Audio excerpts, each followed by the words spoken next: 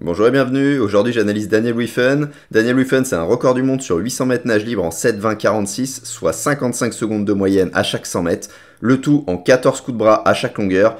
Ce record était auparavant détenu par Grant Hackett depuis 2008. Daniel Wiffen c'est aussi 3 titres européens et 2 titres au dernier championnat du monde à Doha. Avec ses performances, l'Irlandais de 22 ans se positionne clairement pour une médaille au jeu, voire pour un titre. Et donc avant de parler de sa propulsion, on va parler de son inspiration, de son expiration, comment avoir de la vitesse avant, comment moins la perdre pendant et comment se relancer après cette inspiration de manière efficace. C'est tout le sujet de ces vidéos et tout d'abord de cette première partie sur l'inspiration et l'expiration. Pour commencer, la vitesse, c'est quoi? C'est réduire les freins en numéro 1, se propulser en numéro 2, donc créer de la vitesse. Donc réduire les freins, c'est quoi? C'est passer sous la surface de l'eau de la tête aux pieds. Là, vous voyez plus justement Daniel Wiffen, il passe sous la surface de l'eau, ce qui annule les résistances dont je parle souvent, les résistances de vagues qui sont en surface. Du coup, ça lui permet d'avoir une vitesse potentielle plus élevée, une création de vitesse plus élevée. Et donc le fait de s'immerger, qu'est-ce que ça donne aussi en termes d'horizontalité? Forcément, ça permet de maintenir, là on voit, le talon, le haut du battement en surface. Donc en gros, il est 100% horizontal. Donc ça, forcément, c'est pas une surprise vu son niveau, vu sa vitesse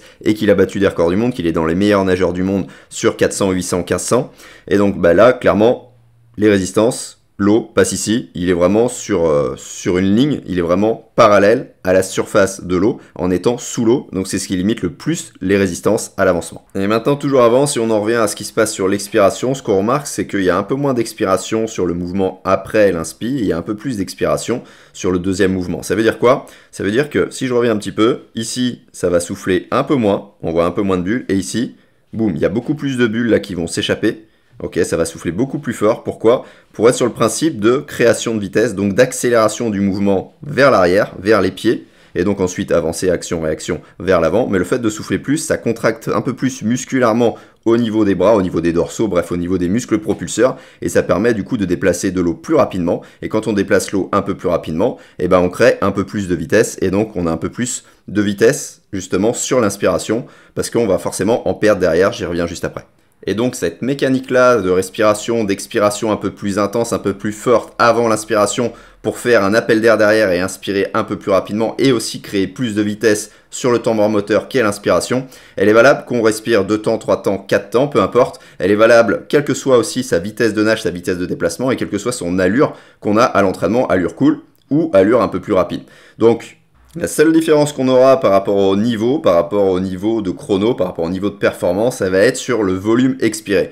Plus on va être vers le haut niveau comme ici, plus on va expirer fortement, plus on va pouvoir expirer de volume d'air. Et plus on est à un niveau, on va dire, faible, en tout cas, moins on est rapide, moins on va expirer parce qu'on n'est pas capable d'inspirer aussi rapidement qu'eux. Et maintenant, voyons ce qui se passe pendant l'inspiration. Donc l'inspiration, c'est sur un temps mort moteur, c'est sur un temps de glisse, on va appeler ça comme ça. Et là, le meilleur moyen de se placer, c'est vraiment d'avoir le bras en projectile devant, plus ou moins longtemps, j'y reviendrai juste après, pour passer le plus possible à travers l'eau et diminuer le plus possible les résistances à l'avancement. Le deuxième point, ça va être de rester le plus possible dans l'eau, toujours immergé, en tout cas le plus possible posé sur l'eau. Ça va être ça le principe d'immersion sur l'inspiration, et d'être capable d'inspirer sur la première moitié ici du retour aérien. Donc sur vraiment toute cette partie-là.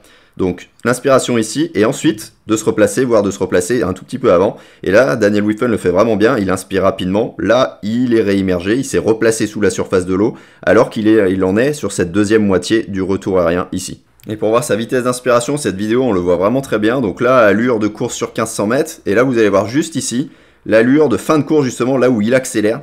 Et là, on a vraiment cette impression, là, si je passe ici, inspiration, là, il y a le retour de bras qui se fait, hop, on le voit pas, mais c'est ici. Je reparlerai de cette coordination ici, comme je disais, inspiration, et là on a vraiment cette impression qu'il replonge sous l'eau, qu'il se remet sur la surface de l'eau, parce que justement, l'idée c'est ça. Après l'inspiration, c'est de se propulser, et donc là il est remis immergé, et là il vient de commencer sa propulsion. Et donc en ce qui concerne la coordination, bras droit, bras gauche, on voit qu'elle est différente entre le moment où il inspire, ici, et le moment où il n'inspire pas. Qu'est-ce que ça veut dire? Ce que les anglo-saxons appellent le gallop stroke, ça veut dire que là, inspiration, bras en projectile, l'autre bras est en train de revenir, et là on distingue clairement, ici, les deux bras vraiment en avant la ligne des épaules, donc vraiment un fort semi-rattrapé de ce côté-là. Et par contre de l'autre côté, pas d'inspiration, donc moins de temps de glisse aussi devant, parce qu'il y en a moins besoin, il n'y a pas besoin d'inspirer, donc le mouvement va prendre moins de temps. L'idée de cette différence, de toute façon, c'est tout simplement d'illustrer que là, inspiration, donc forcément, on prend un peu plus de temps et c'est valable pour tout le monde. Et donc le bras, il doit rester plus longtemps en projectile, sinon on se freinerait. Et de l'autre côté, moins besoin de temps de glisse parce qu'il n'y a pas l'inspiration, il n'y a pas le temps inspiratoire, et donc forcément on peut, on va dire, enchaîner plus vite, même s'il y a toujours un temps de glisse, c'est juste que le temps de glisse ici, il est plus court, et pendant l'inspiration ici, il est plus long. Et une autre chose intéressante sur les coordinations, bah, ça va être par rapport à la fréquence de bras. Là on le voit sur une fin de course, donc la fin d'un 800, où clairement par rapport à tout à l'heure, ce qui se passe c'est que le bras en projectile pendant l'inspi, bah, il reste, mais beaucoup moins longtemps.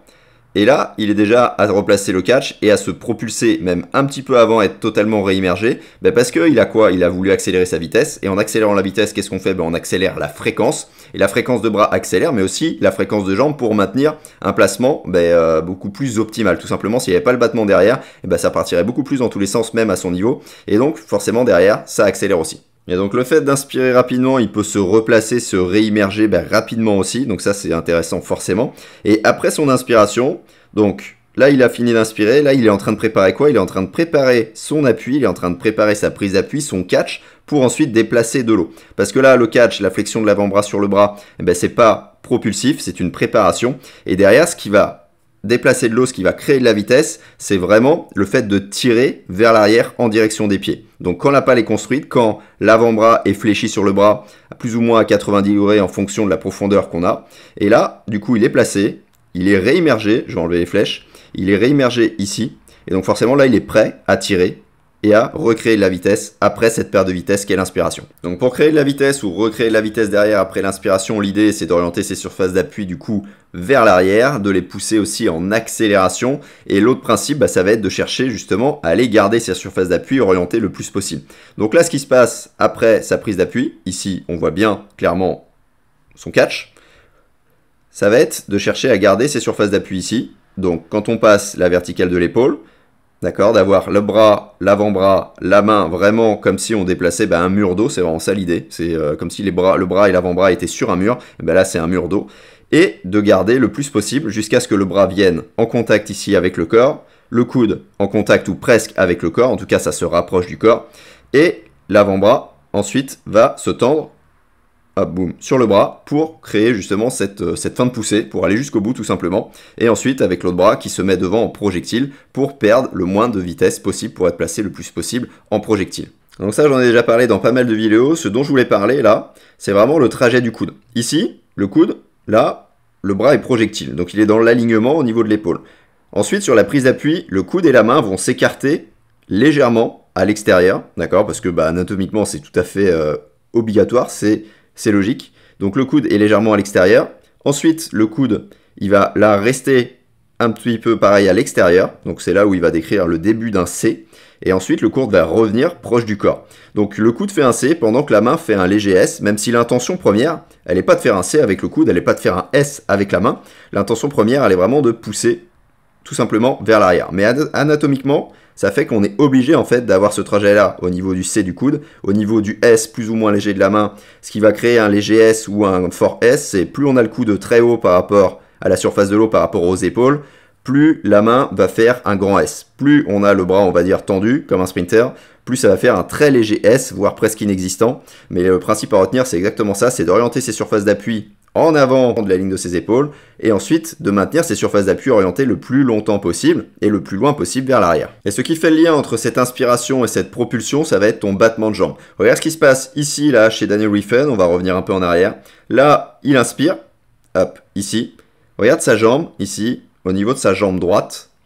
Là, la jambe est tendue, là, la jambe est fléchie, il y a une bonne flexion, tu vois, au niveau du genou. Et ça crée forcément peut-être un peu de frein, on est sur un temps mort moteur, et le fait est que le fait de fléchir après derrière tu peux tendre, t'as pas le choix en fait, c'est obligatoire, c'est comme ça. Ça crée ici une bascule au niveau de ton corps, donc quand ton bras va revenir ici dans l'eau, quand l'autre va préparer le catch là au niveau du bras droit, tu vois il y a catch, battement, et donc ensuite il y a replacement avec le bras qui revient dans l'eau, il y a réimmersion du corps, donc tout simplement baisse des freins, et derrière il y a propulsion. Et ce qu'il faut bien comprendre, c'est que cette coordination entre les bras et les jambes, elle est automatique. Donc ça veut dire qu'on ne cherche pas en fait à la modifier, ça va se faire tout seul. Plus tu progresses, plus ça va être tout simplement fin. Et tout ça, ça part des exercices que tu vas faire, donc mieux accélérer l'eau, mieux te replacer, mieux t'immerger, et mieux te placer sur la tranche, mieux engager tes bras. Et pour ça, je te lègue l'exercice de la paume magique directement en description, et je te laisse me dire en commentaire, toi, si tu es plutôt en respiration 2 temps, 3 temps, 4 temps, peu importe ce que tu préfères, là où tu es à l'aise, et si tu arrives aussi à respirer des deux côtés, parce que Daniel Oliphant, ce qu'il arrive à faire, c'est qu'il arrive à respirer à gauche, il arrive aussi à respirer à droite en 2 temps.